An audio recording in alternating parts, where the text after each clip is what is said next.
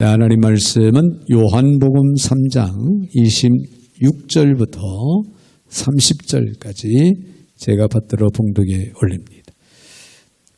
그들이 요한에게 가서 이르되 랍비여, 선생님과 함께 요단강 저편에 있던 이 곧 선생님이 증언하시던 이가 세례를 베풀매 사람이 다 그에게로 가더이다. 요한이 대답하여 이르되 만일 하늘에서 주신 바 아니면 사람이 아무것도 받을 수 없느니라.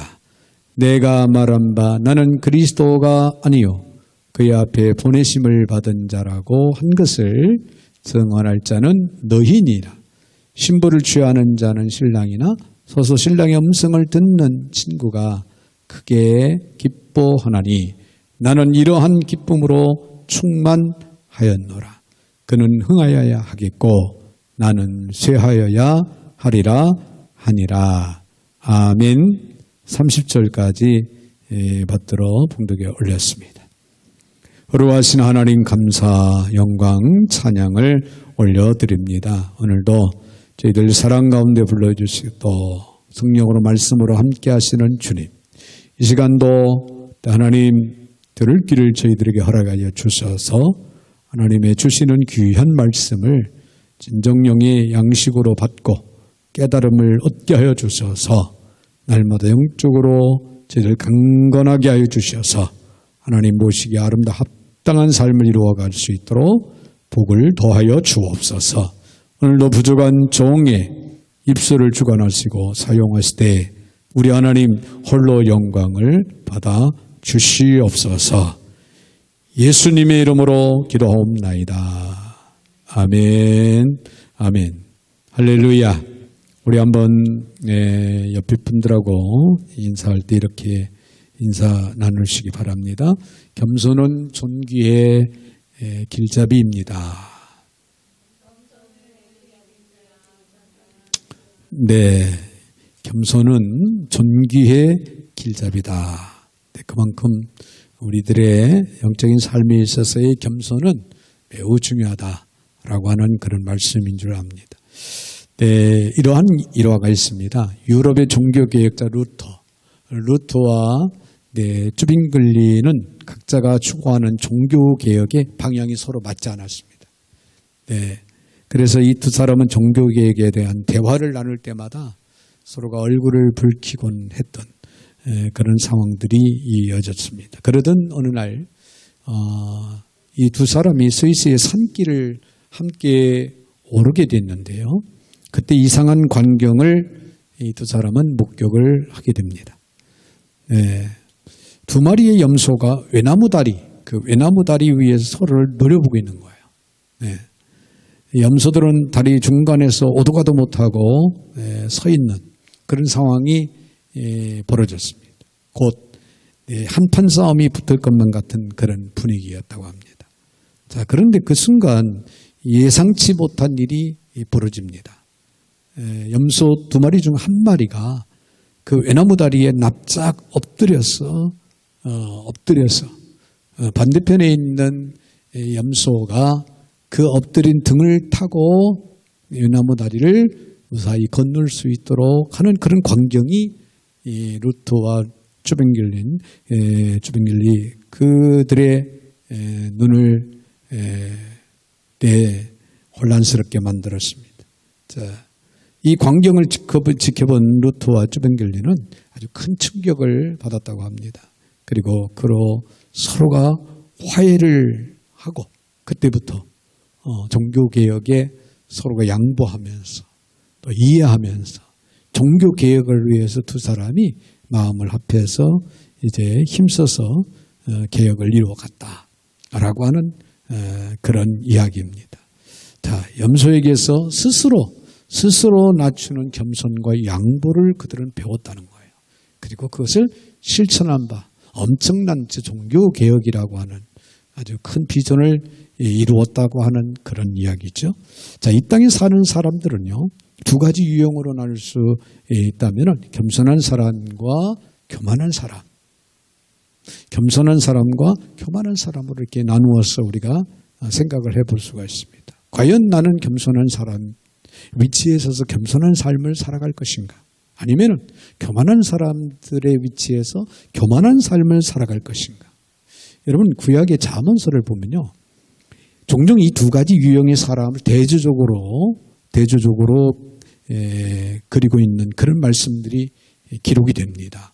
잠언서 여러분들도 많이 읽어보셨겠지만은 11장 2절에 보면은 교만이 오면 욕도 오거니와 겸손한 자에게는 지혜가 있느니라. 할렐루야. 잠언서 16장 19절에 보면은 겸손한 자와 함께하여 마음을 낮추는 것이 교만한 자와 함께하여 탈취물을 나누는 것보다 나으니라. 할렐루야. 그렇게 기록하고 있고요.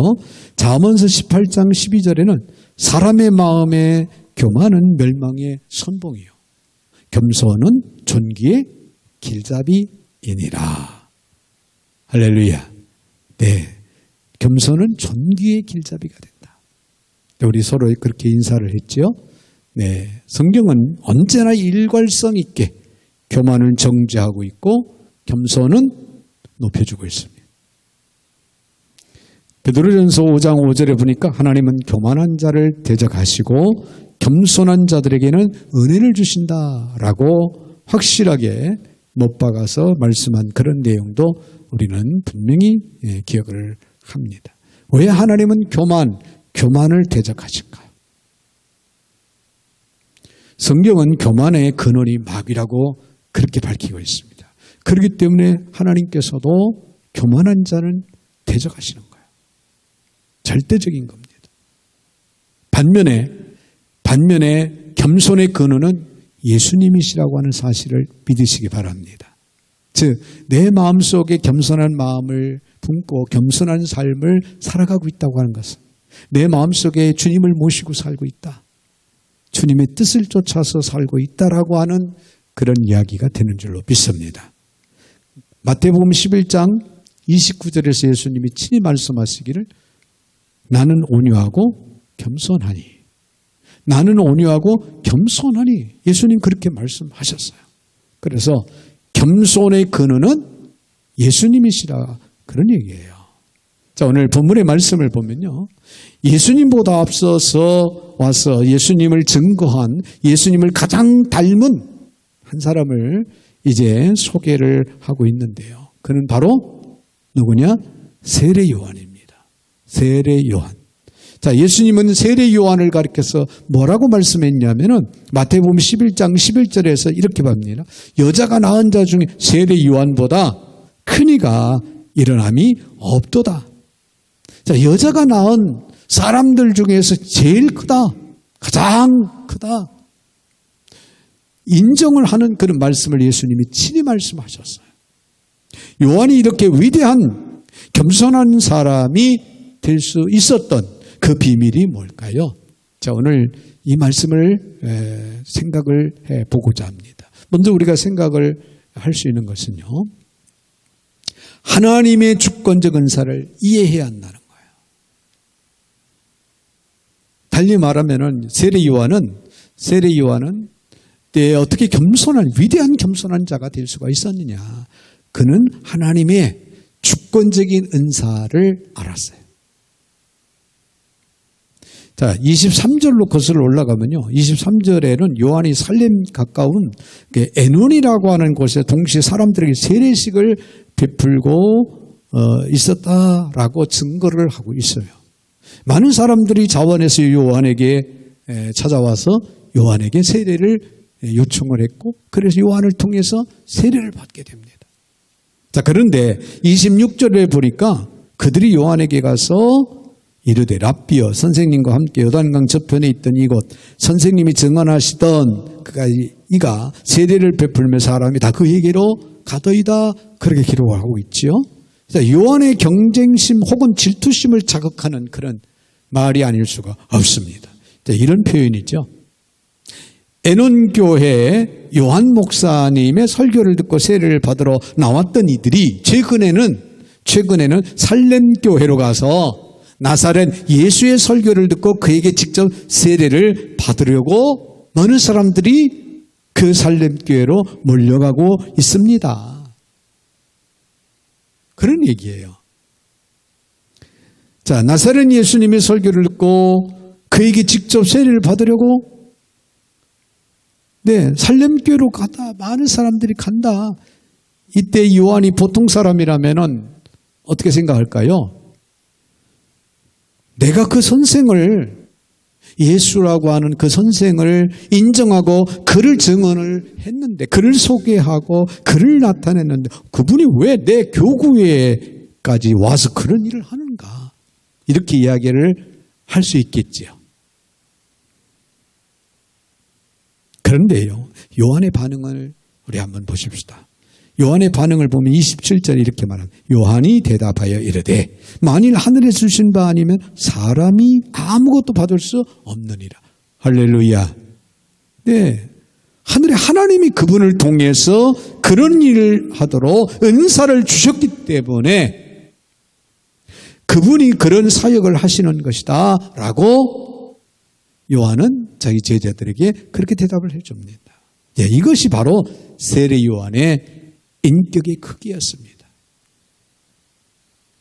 이런 요한의 겸손의 배후에 있던 그 믿음은 하나님의 절대적인 주권적인 그 은사에 대한 신뢰 때문이었다라고 하는 그런 얘기예요. 하나님의 주권적인 은사. 성경에 보면은 성령 하나님은 각 사람에게 자신의 뜻을 따라서 여러 가지 다른 은사를 주신다라고 그렇게 기록하고 있습니다.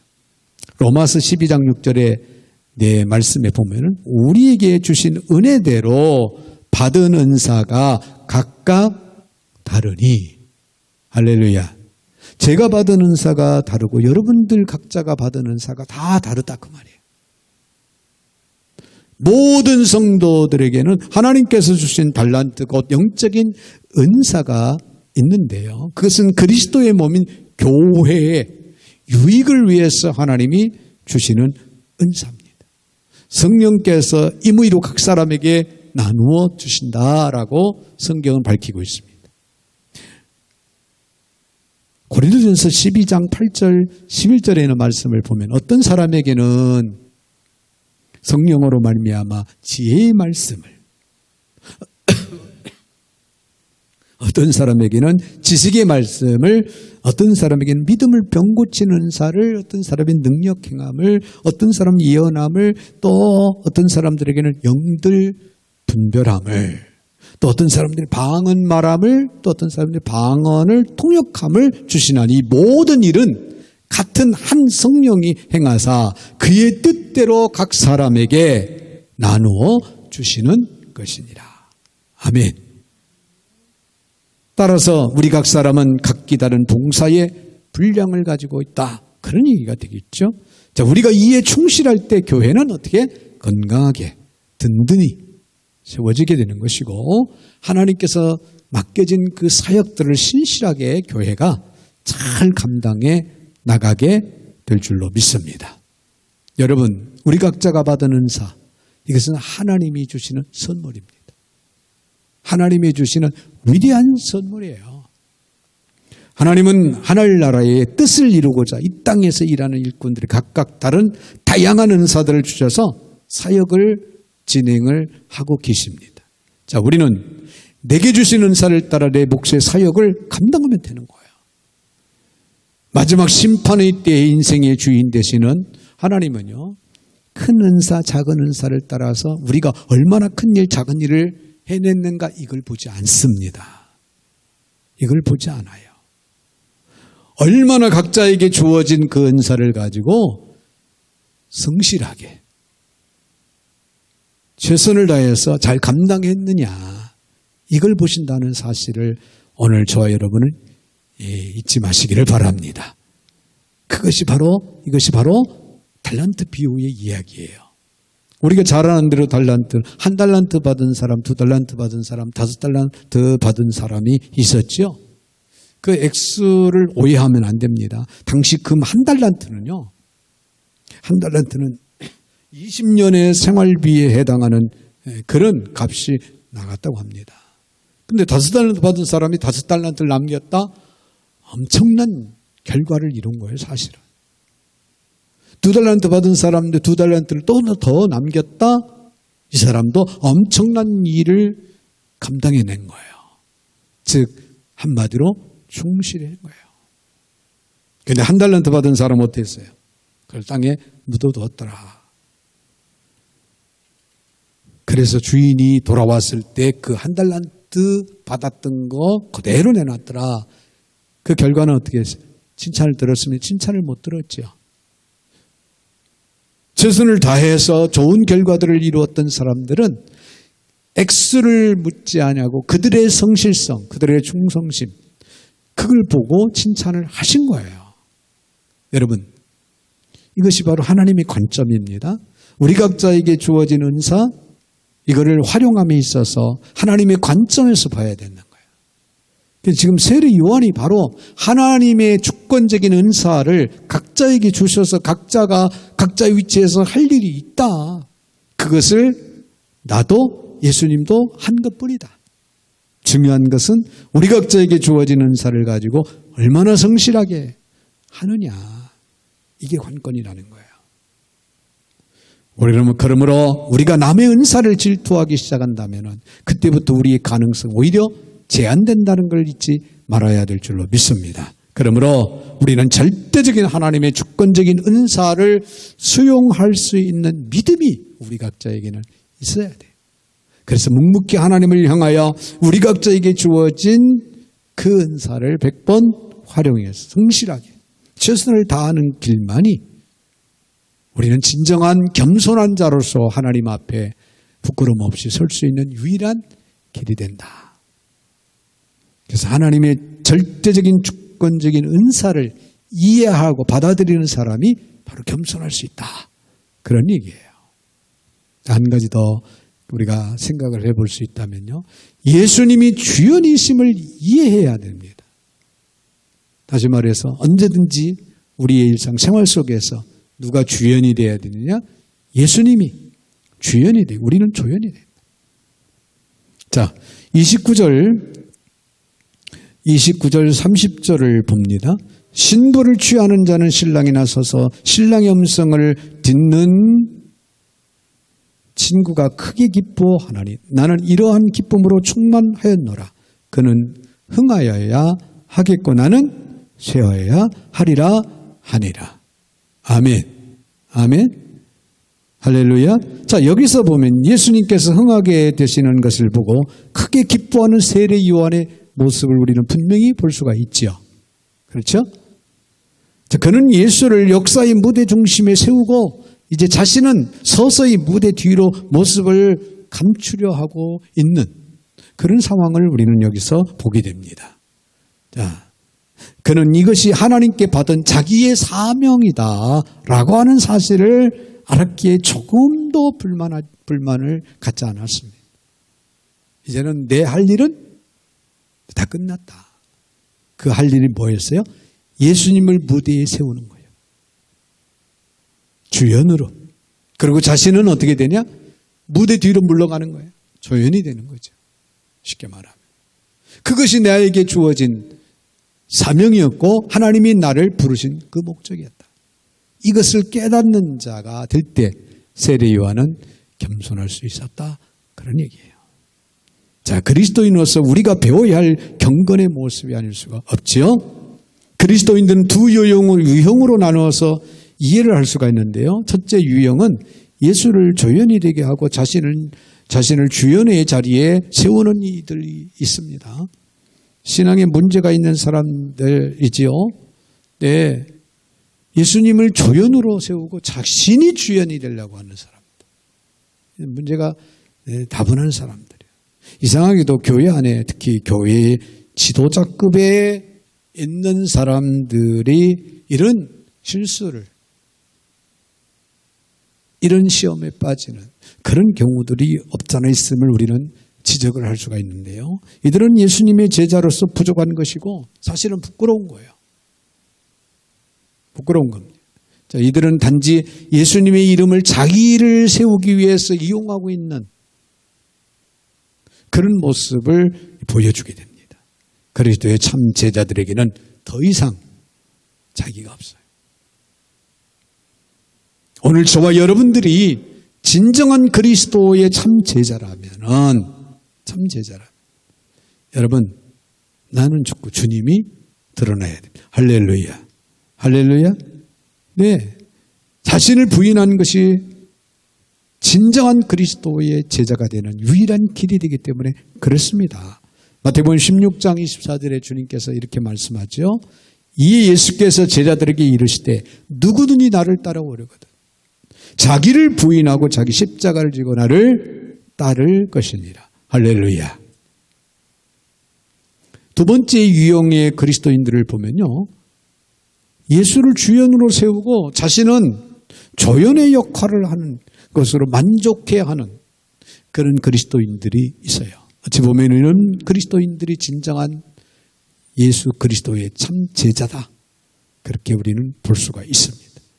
자, 이들은 진실한 신앙을 가진 경건한 그리스도인의 그런 모습이며 세례 요한이 그렇게 한 겁니다. 그리고 우리가 잘 아는 바울도 그렇게 살았습니다. 예수를 무대의 중심에 세워 사람들의 시선이 그분에게 집중할 수 있도록 하는 그런 조연 역할을 뒤에서 묵묵히 표시도 내지 않고 드러내지도 않고 사역에 임했던 사람들이 바로 세례 요한 또 바울 같은 사람이다. 그런 얘기예요. 여러분, 주님 오실 날이 그렇게 멀지 않아요. 얼마 남지 않았다라는 인식 속에서 우리가 살아가면서 우리는 주님 앞에 바로 서야 되겠다. 바로 서야 되겠다는 거. 네, 제 얘기입니다만 오늘 새벽에 아마 3시쯤 되지 않았을까요? 네, 천국과 지옥을 왔다 갔다 한번 했습니다. 아, 사람이 이렇게 죽는구나. 119 부르기 직전까지 갔다가 하나님이 기회를 주셨어요. 하나님, 오늘 주일입니다. 주일 새벽부터 119 타고 앰뷸런스 타고 병원에 가면 안 됩니다. 막 그렇게 기도하면서 가슴을 쳤어요. 숨이 막 가빠집니다. 뭐 이유도 모르고 그런 순간이 딱 찾아왔는데 내가 이렇게 가겠구나. 순간 뭔 일인지는 모르겠지만은 이렇게 가는 것도 참 좋겠다. 고통받지 않고 잠깐 고통받고 그냥 하나님 부르심을 받는다. 그래서 그러면은 언제든지 준비가 돼야 되겠구나. 하나님이 언제 나를 부를지 모른다는 사실을 생각할 때 정말 하나님 영화롭게 하나님을 기쁘시게 해드린 일들을 남은 기간, 남은 세상 내 인생을 살다가 가는 것이 내가 해야 할 일이다 라고 하는 사실을 다시 한번 저 혼자만의 그런 다짐을 했는데요. 여러분, 정말 우리의 삶은 예수님을 무대에 세우는 거예요. 우리는 조연의 역할만 하면 되는 겁니다. 그것이 하나님 앞에 상급이고 그것이 칭찬을 받을 수 있는 유일한 길. 그것이 우리 그리스도인들이 살아가야 할 방향이고 참다운 그리스도의 제자로서의 삶이라는 거예요. 진실한 성도로서의 삶을 원하는 이들은 바로 이들을 본받아야 돼요. 세례 요한과 같은 사람, 바울과 같은 사람. 우리는 주께서 주신 것들을 가지고 살아갑니다. 일반적인 것이든 영적인 것이든 주가 주셨기 때문에 사랑하는 자녀들까지도 주님이 주셨기 때문에 자녀들로 하여금 행복감을 느끼면서 살아가는 거예요. 다 주께서 거저주신 것들인데 이것으로 자기의 이름을 내려 한다면 이는 참으로 부끄러운 일이 아닐 수가 없습니다. 자, 우리는 오직 그리스도를 높이고 자신을 철저히 낮추는 겸손한 신앙의 자세를 잊지 말아야 돼요. 오늘 이 말씀, 오늘 듣고 오늘로 끝나는 말씀이 아닙니다. 우리가 죽는 그날까지 평생 겸손한 자로 살아간다고 하는 것은 최고의 삶입니다. 하나님 앞에 기억될 만한 최고의 삶이라고 하는 사실을 기억을 하면서 잊지 말아야 할 것이 바로 그겁니다. 예수 그리스도를 항상 주연으로, 조연이 아닌 주연으로 앞세우고 높이고 그리고 살아가야 된다. 그런 얘기예요. 여러분 보세요. 성자 하나님이신 예수님은 자신이 성부 하나님과 동등됨을 취하지 않았다 그랬어요. 삼위 하나님이신데도 불구하고 빌립보 2장 6절 하나님과 동등됨을 취한 것을 여기지 아니하시고 자기를 낮추시고 죽기까지 복종하셨느니라. 할렐루야. 자, 여기서 우리는 진정한 겸손의 의미를 이제 만나게 되는데요. 하나님의 뜻을 이루고자 죽기까지 자신을 비우고 낮추고 복종하십니다. 누가? 예수님께서. 예수 그리스도야말로 이런 완벽한 겸손의 인생을 살았던 분이다. 그런 얘기예요. 예수 그리스도의 제자로 인생을 산다는 것이 무엇을 뜻합니까?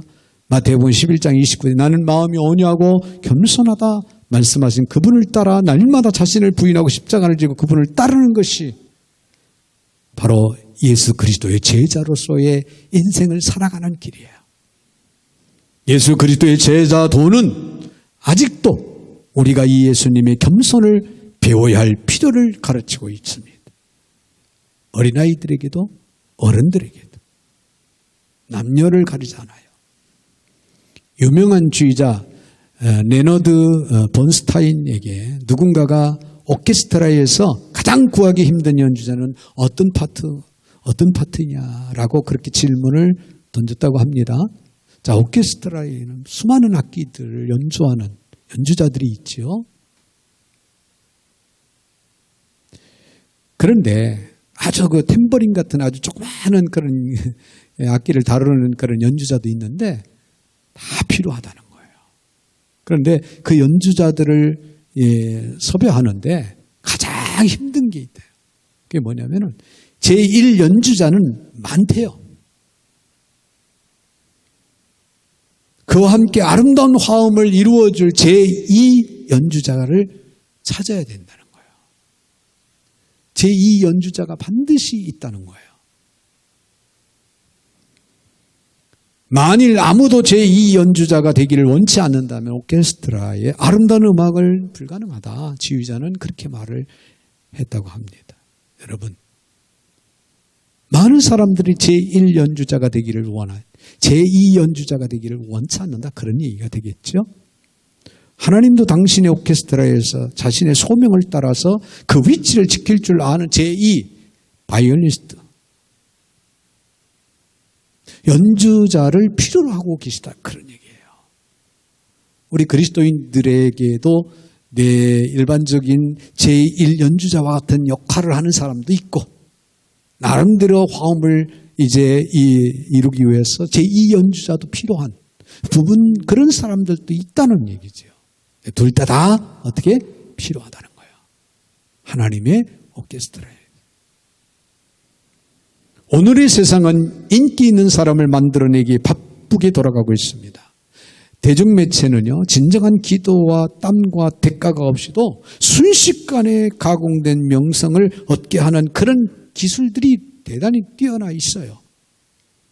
그래서 유명한 사람들은 많아지고 있지만은 세상을 감동시키고 움직일 수 있는 위대한 인격을 만들어내지는 못하는 그런 비극들이 이루어지고 있는 그런 안타까움을 우리는 보게 됩니다. 그 이유는 사람들이 사명의 가치를 상실했기 때문에 그렇습니다. 내가 그리스도인에서 왜 여기에 있는가? 왜 이 일을 해야 되는가? 여러분 이것을 깊이 생각을 해야 됩니다. 이걸 통해서 나에게 어떤 유익이 돌아오냐? 이런 생각을 접고 이것은 하나님의 뜻이다. 하나님이 나에게 이 일을 맡기셨다라고 하는 그런 차원에서 하나님의 그 부르심을 깨닫고 내가 감당해야 할 사명이다라고 하는 사실을 여러분들이 인지할 필요가 있다는 거예요. 사명의 가치는 위대한 겁니다. 사도 바울은요, 사도행전 20장이었어요. 24절에서 나에게 복음 전하는 그 사역을 맡겨 주심에 대해서 나는 복음 전하는 것을 나의 생명보다 더 귀한 것을 여긴다 그랬어요. 하나님께서 맡겨진 그 사명을 감당함에 있어서는 내 생명보다 더 귀하다. 여러분 느껴지십니까? 하나님께서 맡겨진 그 사명을 생각을 할 때마다 내 생명은 개의치 말아요. 생명 아주 중요하잖아요. 그러나 하나님이 그냥 손바닥에서 놓아버리면 끝나고 풀어버리면 끝나고 결국에는 내 한 줌의 죄로 육신은 돌아갑니다. 사랑하는 성도 여러분, 지금 우리 시대가 요구하는 인물은 그리스도처럼, 그리스도의 제자인 요한처럼, 세례 요한처럼 겸손한 사람이라는 사실, 여러분 결코 잊지 마시기를 바랍니다. 진정으로 위대한 겸손의 사람, 하나님은 오늘도 이런 사람을 요구하고 계셔요. 아무쪼록 우리 모두가, 저나 여러분 모두가 그런 신앙인, 그런 그리스도의 참다운 제자로서의 삶을 신실하게 살아갈 수 있기를 주의 이름으로 축원을 드립니다. 거룩하신 하나님 감사를 드립니다. 오늘도 사랑 가운데 저희들을 불러주시고 또 말씀으로 저희들을 세워주시는 하나님, 오늘 주신 말씀을 삶의 지표로 삼게 하여 주옵소서. 그래서 철저하게 자신을 부인하게 하시고 겸손한 마음으로 주의 뜻을 쫓아 믿음으로 살아가되 날마다 우리의 생활 속에서 주연 되시는 예수 그리스도를 앞세우고 높이고 증거하는 삶을 통해서 진정한 겸손한 자로서의 맡겨진 사명을 신실하게 잘 감당할 수 있는 저희들 모두가 되게 하여 주시옵소서. 예수님의 이름으로 축복하며 기도하옵나이다. 아멘.